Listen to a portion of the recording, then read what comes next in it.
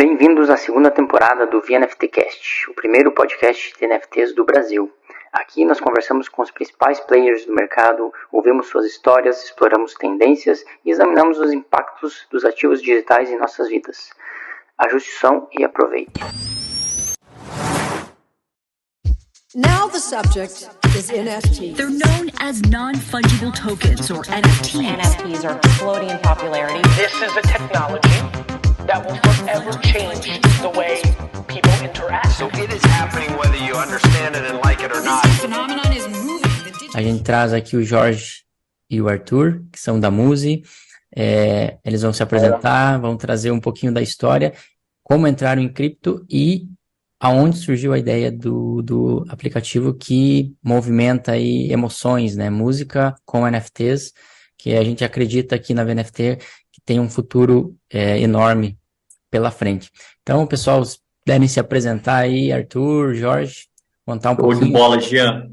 Cara, obrigado. Primeiramente, queria agradecer aí pela oportunidade e pelo convite, né, de trazer a gente aqui pro podcast. Falando um pouco mais aí de mim, me apresentando inicialmente, sou Arthur, sou um dos co-founders aí do Muzi. Minha história com música vem desde lá de trás, né, como quase um artista frustrado, né, como muita gente que quer ser artista ali, quer ser músico, cantor, quando era adolescente, mas aí quando eu cheguei na época de fazer faculdade, falei, cara, será que eu vou para a área de música ou será que eu vou para uma área mais pé no chão, né? Sem tantas aventuras. E aí decidi fazer engenharia aeroespacial, né? Então fui totalmente o oposto. Mas por quê, né? Acho que bem por conta desse problema que existe no mercado da música hoje, que todo o mercado da música ele é muito centralizado e dá poucas oportunidades para a maioria dos artistas, né? Então, a maioria dos artistas aí não consegue praticamente viver apenas de música. Então, foi aí que sempre tive isso na cabeça, né?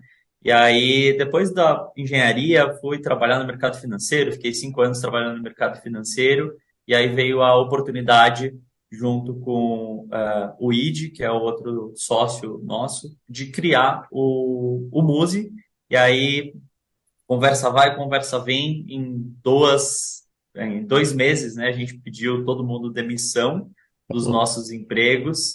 Isso foi lá no comecinho de 2020, e aí a entrar de cabeça no Muzi, né, e aí foi nessa época ali, no finalzinho de 2019, que a gente conheceu o G, e aí G, vai lá, faz sua apresentação aí. Bom, eu, assim como o Arthur, também sou um pouco músico frustrado, né? Sempre tentei lá na época de escola ter uma bandinha com os amigos, tocar guitarra. Depois também na época de faculdade entrei para bateria da faculdade, mas nunca levei isso além de um hobby, né? Muito por conta disso, por conta de um receio da carreira, de não conseguir se sustentar só com a música, né? Então, eu acabei indo para publicidade, fiz faculdade de marketing, né? E sempre trabalhei com agências de publicidade, institutos de pesquisa. E foi justamente quando eu estava morando com esse nosso sócio, né, o ID, que ele me chamou ali para desenhar primeiramente só o logo da empresa, me contou a história, eu me apaixonei e, enfim, já estamos há 3 anos nessa. 3 anos já. 3 anos, cara, parece até para contar um pouquinho do projeto, né, Gia? Não sei se tem alguma outra pergunta para fazer, mas... Eu ia acrescentar que eu sou um boleiro frustrado, então. Fui por essa... Era até como muitos, né? Então, a gente desiste e vai para outra área. Mas a paixão ali sempre fica. E se você puder depois voltar de alguma forma para investir ou trabalhar com isso, eu estou trazendo aqui os NFTs de artes, de fotografia, de música e também de esportes. Então, quando eu entrar nessa área de esportes, com certeza a emoção fica maior ali para você poder investir em coisas que você já gosta, né? Então, é mais para complementar mesmo. E uma pergunta, como a Muzi, ela nasceu já eu acredito que eu tenha lido sobre isso. Vocês nasceram fora de cripto e entraram em cripto, certo? Perfeito, cara. Era justamente isso que eu ia comentar. Música e esporte, acho que são as duas carreiras assim mais às vezes mais almejadas ali. E também ser ator, né? Música, esporte e arte. Acho que quando a gente acaba assistindo muita televisão, a gente tem muitas referências ali quando é jovem e aí acaba querendo, né, de alguma forma, estar nesse tipo de mercado, mas, como a gente sabe, é um mercado que é muito centralizado em poucas pessoas e é um mercado super difícil é o que a gente sempre fala, né, sempre escuta dos pais, familiares, é 1 em 1 milhão, né, então é mais ou menos isso, e não por conta de falta de talento, né, e sim por conta de ser mercados centralizados e com poucas oportunidades e que a maior parte da receita gerada no mercado ela é concentrada em poucas pessoas. Se isso a gente conseguisse diluir, com certeza essa pirâmide ficaria muito mais igualitária, né? Mas voltando para o Muzi, cara, a gente começou na realidade na Web 2, então a gente começou como uma plataforma para conectar as pessoas pela música. Então, ali um aplicativo como se fosse um Twitter da música, em que as pessoas pudessem postar músicas que elas gostam e se conectar com pessoas e interagir com pessoas através da música. Então, vamos lá, por exemplo, gosto de Djavan, posso postar uma música do Djavan, e aí o George, se ele também gosta de Djavan, ele vai lá, curte aquela música que eu postei, pode comentar, em um clique já salvar essa música diretamente na playlist dele do Spotify, uma playlist que o próprio Muzi cria no seu Spotify, então a gente tem integrações ali com o Spotify. Essa música, dentro do Muzi, ela não toca inteira, né? Então é só um preview de 30 segundos, e aí tem todas as interações de uma rede social.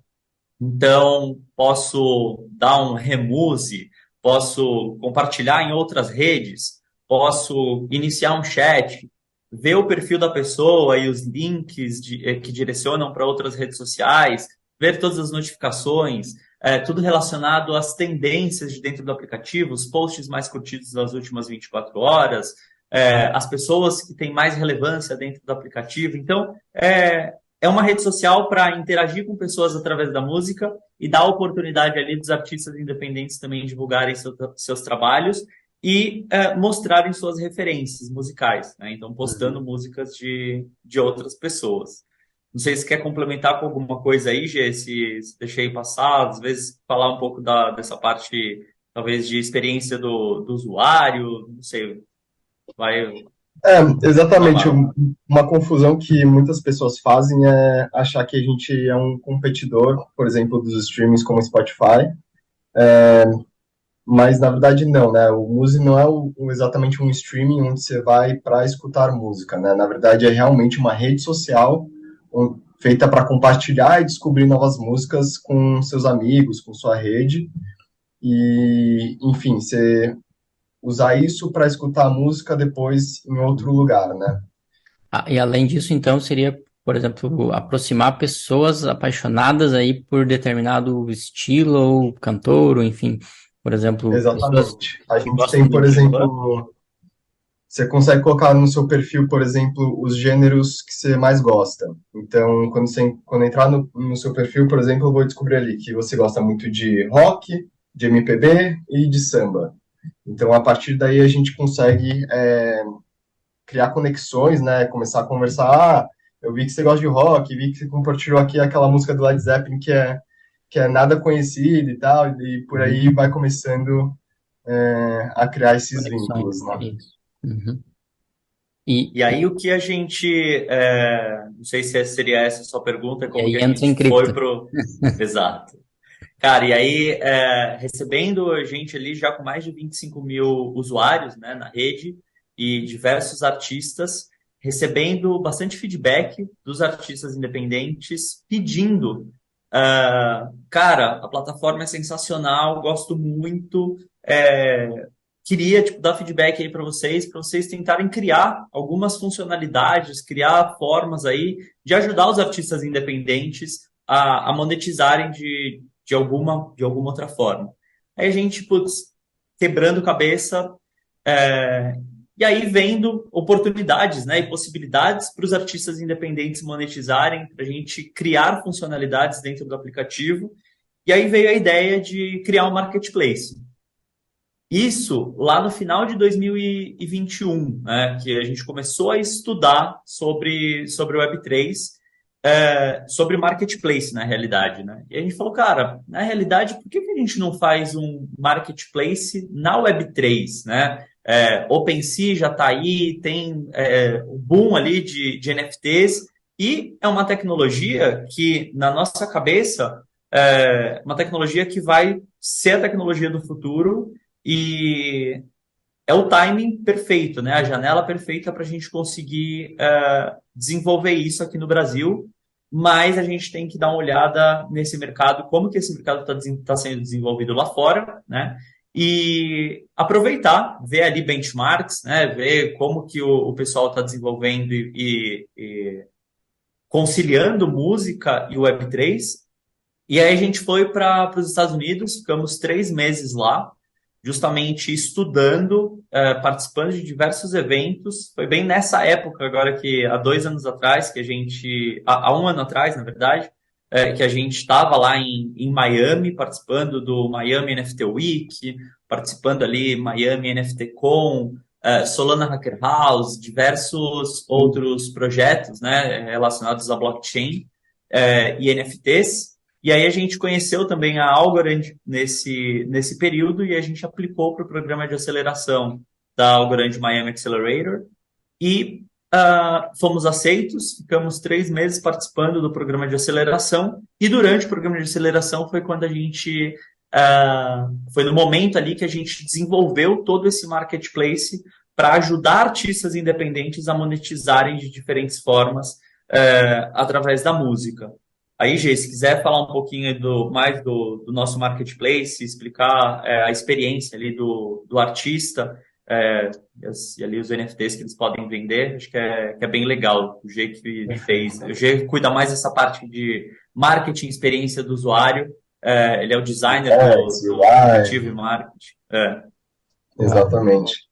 Bom, voltar até um pouquinho antes, Arthur. Antes da gente mesmo lançar o Marketplace de NFTs, a gente já estava lançando algumas funcionalidades para ajudar os artistas a monetizarem, né? E uma das funcionalidades que a gente tinha lançado nessa época era uma espécie de tips para os artistas, né? Então ele subia ali a música dele completa e as pessoas poderiam fazer doações ali para os artistas como forma de apoio, mesmo suporte, visto que a maioria dos artistas independentes, né, não conseguem viver de música. Só que o que acontece? A gente viu que essa funcionalidade não estava dando muito certo, um pouco, talvez, por uma questão de cultura. Aqui no Brasil, as pessoas não estão tão acostumadas com essa coisa de doação, caridade, através dessas tips, que é algo um pouco mais comum lá fora, né? A gorjeta, né? Então, uma gorjeta, exatamente. E então a gente realmente parou essa função dentro do aplicativo e meio que fez um upgrade disso para as NFTs, onde não seria uma simples doação, né? O fã ali que estaria apoiando, ele teria uma contrapartida, que seria justamente a NFT. E a gente, então, pensando ali junto com os artistas, mas o que a gente pode oferecer para o fã e tal, com uma experiência mais exclusiva, não sei o quê, a gente chegou em 4 categorias de NFT que a gente tem hoje. A primeira, NFT pura, que seria um NFT de colecionáveis. Então, basicamente é uma NFT por si só, não tem nenhum benefício por detrás, um utility por detrás. A NFT de produtos, então é uma NFT que quando você compra, você recebe junto algum produto físico, como por exemplo, a camiseta da banda, né, merchandising, um item autografado, por exemplo, pode ser uma guitarra autografada da banda, um negócio super legal, assim. A terceira categoria que são experiências, então, por exemplo, a NFT serve como um ticket ali para entrar no seu show, né, ela já vem com o QR Codezinho ali para você escanear na porta, ou, por exemplo, algo até mais exclusivo, por exemplo, um acesso ao backstage do artista ali, onde ele só vai vender, sei lá, 5 NFTs para os 5 maiores fãs ali que estão dispostos a pagar um pouquinho mais caro para conseguir ter esse papo ali no backstage com o artista. E a quarta, que é de royalties. Então, daí realmente entra numa parte mais de investimento. Você vai estar comprando como se fosse o equity da música, né, a participação dela. Então, uma NFT que representa, sei lá, 1% daquela música. Então, toda vez que ela tocar ali nas plataformas de streaming e elas fizerem o pagamento desses royalties, todos os holders dessas NFTs vão receber sua respectiva parte, né? Isso. Dentro do ecossistema da Algorand, quem faz isso já é a Oculus, né? Fora da Algorand, a Royal também já trabalha dessa forma. Qual o principal diferencial do Muzi para essas outras concorrentes, né? Principalmente nessa parte de royalties? Seria basicamente o target do artista. Então, quando a gente está falando em venda de royalties ou todas essas outras categorias de NFT, o nosso target acaba sendo artista independente. Então, aqueles artistas que realmente sofrem com essa dor de mercado. Porque quando a gente olha artistas já estabelecidos, que é ali o 1% dos artistas do Spotify, cara, esse cara já faz muito dinheiro com música, né? Então a gente está olhando ali para a cauda longa mesmo do Spotify, que é para aquela galera de 96% dos artistas do Spotify que recebem menos de $1.000 por ano, né? Isso. Então, essa nova funcionalidade de royalties a gente ainda não lançou. A gente está correndo atrás de regulamentação, né? Porque tudo isso não é do dia para a noite, assim, que você vai lá e fala que pode vender royalties dentro da plataforma. Existe Só te cortando, seria hoje só focado no Brasil, então? Daí você teria que estar regulamentado no Brasil ou é global e está tentando em todos? Na realidade, essa parte de royalties a gente ainda não tá oferecendo. A gente só oferece utilities. Primeira licença aí que a gente está estudando, escrevendo, seria para enviar ali um pedido para a gente conseguir operar essa parte de royalties para o órgão regulador, né? Então, a gente está ainda estudando todas essas possibilidades aí para a gente conseguir operar essa parte de royalties. Perfeito. Então, por enquanto, a gente tem essas 3 primeiras categorias, que são os colecionáveis, os produtos e as experiências. No caso das experiências, isso é perfeito porque traduziu tudo o que a opção dos NFTs traz no momento atual, né? O que a gente pode visualizar até esse momento. Daqui 1, 2 anos pode ser que a gente vai ver muitas outras coisas, por exemplo, acesso a um metaverso específico, mas o que a gente tem disponível hoje são essas 4 e elas são muito bem quistas. Então, para quem gosta de colecionar ou apenas apoiar, vai ter o colecionável. Quem quer um merch, um produto físico, tem uma forma indireta de se comprar o produto e apoiar. E a questão das experiências. E além disso, por exemplo, no passado, entra também talvez a questão de tickets que a gente estava comentando antes, né? Você pode transformar um ticket em uma música ou vice-versa. Você compra a música e aquela música dá acesso ao evento. E isso, ele transforma novas experiências e dá novos acessos. E a questão você tem um novo evento, você tem um QR Code que dá acesso a novas experiências, né? Seria um por show, por exemplo, ou é um que dá acesso a uma call, ou enfim, a outras coisas? Ou depende de cada artista? Depende de cada artista. A gente sempre deixa isso livre para cada artista, porque cada artista tem uma relação diferente com o fã, né? Então, por exemplo, o artista ali que faz música eletrônica e não faz muito show, né? Ele tem uma relação diferente com o fã daquele artista que, tem ali o fã-clube porque o pessoal tá indo no show dele, faz caravana para ir no show, né? Então, é uma relação diferente de um artista que é mais produz mais dentro de casa para um artista que realmente está ali na rua fazendo show. Então, a gente deixa isso totalmente aberto para o próprio artista decidir quais são as experiências. A gente tem algumas sugestões, obviamente, mas conversando ali a gente consegue flexibilizar. Tem outro ponto também que eu até ia comentar. Você tem, por exemplo, o artista músico com um artista de artes mesmo. Você pode linkar o mesmo projeto em dois e, por exemplo, transformar aquilo numa participação num evento ou qualquer um colecionável. Porém, esse colecionável lá na frente ele poderá. Você compra primeiro para apoiar, ou, por exemplo, que seja para um evento. É apenas um valor que você gastaria. Hoje você vai num show, aquele ingresso acabou, pronto, não tem mais valor, né? É um papel. Isso aí vai ficar na tua carteira. Lá na frente, em algum momento, se aquele artista for famoso e o músico for famoso, ele não é obrigatoriamente, mas pela demanda, pela famosidade aí, essa escassez torna o item valioso. Então, cara, que legal que você está falando isso, porque é justamente isso que a gente quer que as pessoas saibam, né? Então, para você, que é um cara que já está dentro do universo de cripto, universo de NFTs, Web3, isso fica muito claro, a gente não precisa nem explicar que essa é realmente uma das grandes vantagens de a gente ter feito um marketplace em Web3 e não um marketplace em Web2. Porque se fosse em Web2, aquele ticket ficaria ali na sua gaveta, né? Ou no seu e-mail.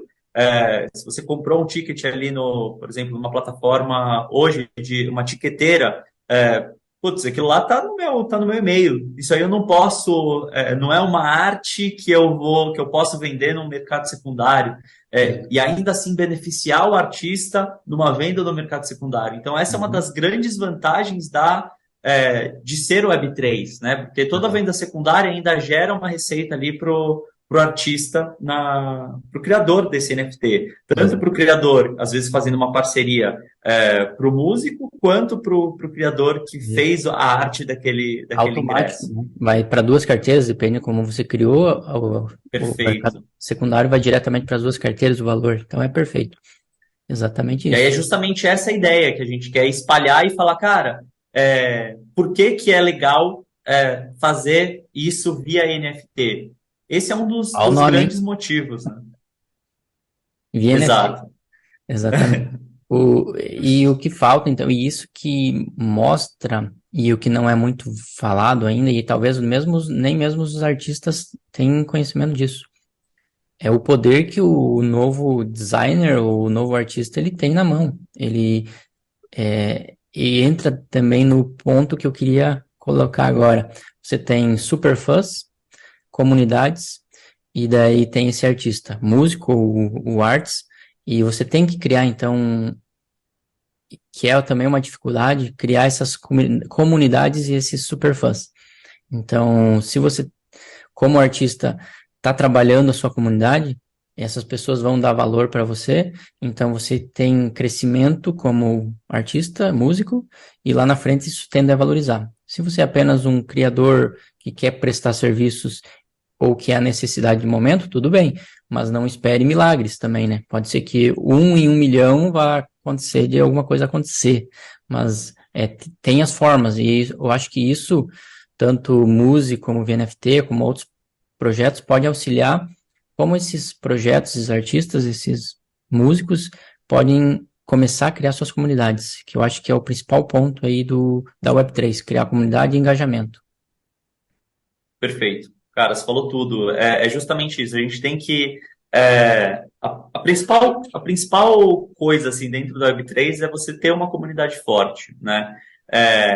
Até um teste que a gente fez para ver se, cara, realmente a gente está falando aqui para o artista que dá certo. Vamos criar uma coleção própria do Muzi para mostrar para o artista que realmente dá certo, né? Então, isso a gente fez ali no comecinho desse ano.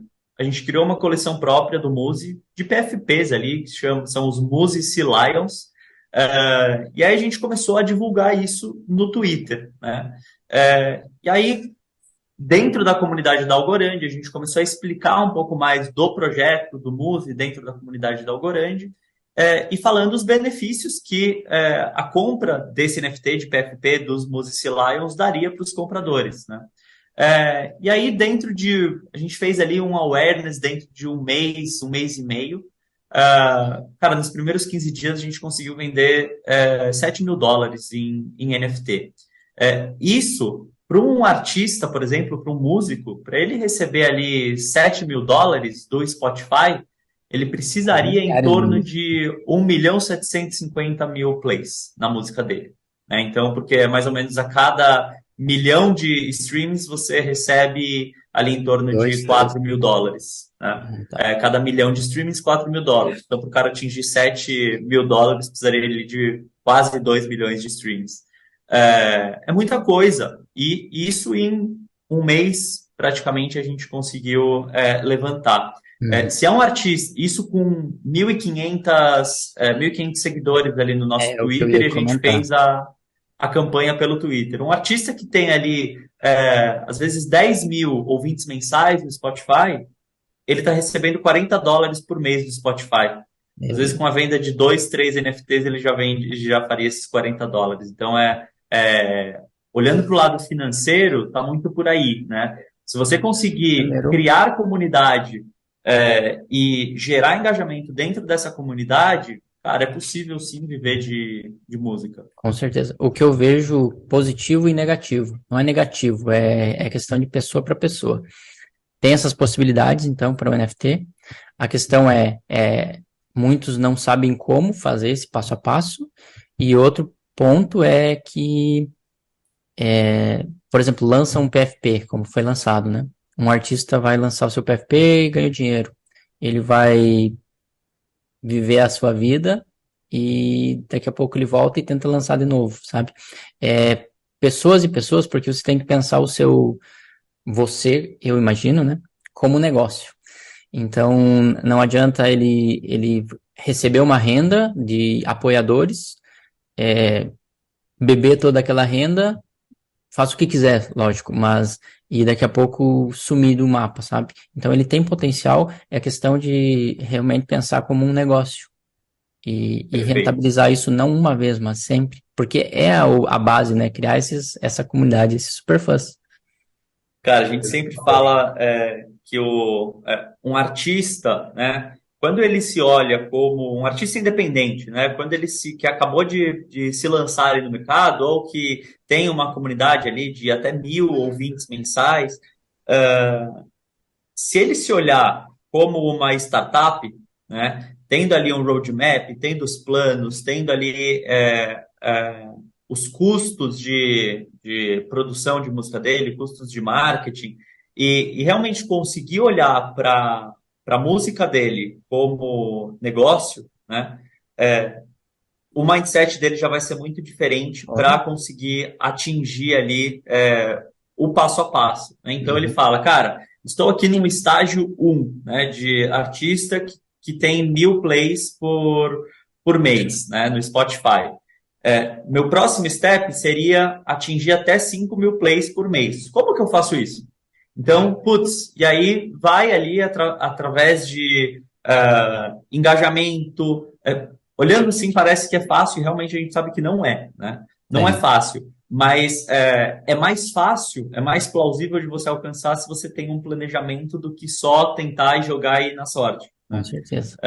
Então, a gente sabe que é realmente difícil, senão todo mundo conseguiria, todo mundo seria artista gigante, né? Mas a ideia é que, tendo ali um planejamento e tendo ali o apoio dos seus fãs e estratégias, né, para engajar esses fãs porque música é aquele negócio, né?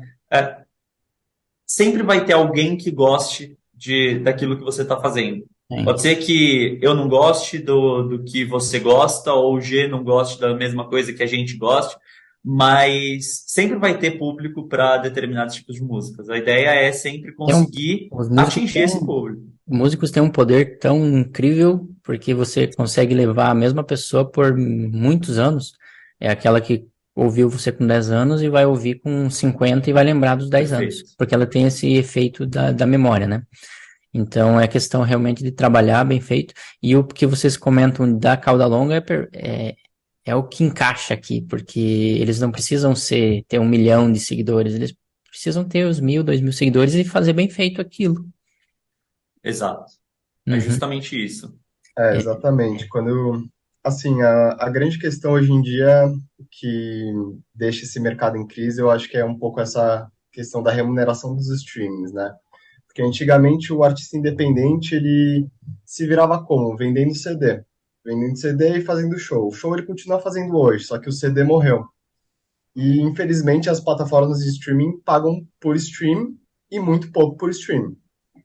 Então, realmente, acaba que só 1% ali de todos os artistas que estão dentro da plataforma conseguem realmente viver de música só pela remuneração dos streams, né? Uhum. Só que a ideia é que, justamente, todo artista, por menor que ele seja, ele tem ali uma basezinha ali dos fãs que realmente Reais. apoiam ele, né? Aqueles 10 amigos mais próximos, que às vezes nem precisa ser amigo, pode ser realmente acabou entrando em contato de outra forma, mas todo artista, por menor que seja, ele sempre vai ter uns 10 fãs que são realmente super fãs ali. Uhum. Então a ideia é que hoje em dia esse cara que está pagando um ticket para ouvir a música do artista de 0,004 cents por play que ele está tendo ali, de realmente ele comprar uma NFT que vai custar ali, sei lá, $10 ou $20. Então, com esses 10 artistas, o cara já vai estar ganhando muito mais do que se ele tivesse milhares de plays nos streamings. É só mostrar essa comparação, acho que muitos já fogem pro NFT. Exato. Exatamente. Uhum. E você tem o poder de usar as ferramentas da Web 2 para poder crescer. Então, você tem o YouTube, você tem Twitter, você tem várias coisas, você tem tráfego pago, os anúncios, para poder crescer sua base. Tem formas. E depois você leva, então, para a Web 3. Uma Web 2 para a Web 3, né? Essa forma. Exato, é o que a gente sempre fala, né? A gente ainda está na Web 2.5. Não tem como virar a chavinha, eu era Web 2, agora eu sou Web 3. Porque você perde muita gente no meio do caminho, porque essa curva de adoção, né? Ela não é é uma curva que ela demora um tempo, né? Não é do dia para a noite que todo mundo vai descobrir o que é Web3, vai criar sua carteira na MetaMask ou na Pera Wallet, né? E fazer isso acontecer do dia para a noite. Existe ali, uma quantidade de informações, às vezes até para gente que já está nesse mundo há alguns anos, né? É difícil de entender, por exemplo, cara, como que é possível fazer uma passagem aérea via NFT, né? Como que eu posso trocar esse... Então, não é uma coisa trivial, né? É uma coisa que demanda um certo tempo, mas a gente acha que, igual a inteligência artificial, que há 10 anos atrás todo mundo achava um bicho de 7 cabeças, hoje muita gente já usa ali o ChatGPT e outros artifícios de inteligência artificial para melhorar e ser mais produtivo no dia a dia. Uhum. E já virou realidade, né? A gente acredita que daqui a 3, 5 anos NFT também seja uma realidade e já tenha um nível de adoção mundial aí diário. Uhum.